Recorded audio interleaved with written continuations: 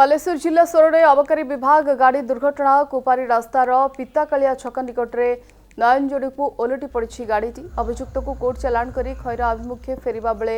दुर्घटनाग्रस्त होती गाड़ी गाड़ीर ड्राइवर आहत होता बेले जड़े कन्स्टेबल सामान्य आहत होती स्थानीय लोके से खैरा गोष्ठी स्वास्थ्य केन्द्र में भर्ती कर भद्रक मुख्य चिकित्सालय को स्थानांतर होती।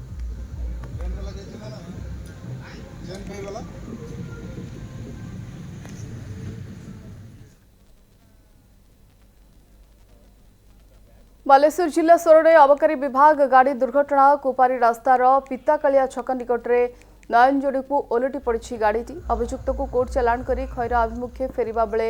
दुर्घटनाग्रस्त होती गाड़ी गाड़ीर ड्राइवर आहत होता बेले जड़े कन्स्टेबल सामान्य आहत होती स्थानीय लोके से खैरा गोष्ठी स्वास्थ्य केन्द्र में भर्ती कर भद्रक मुख्य चिकित्सालय को स्थानांतर होती।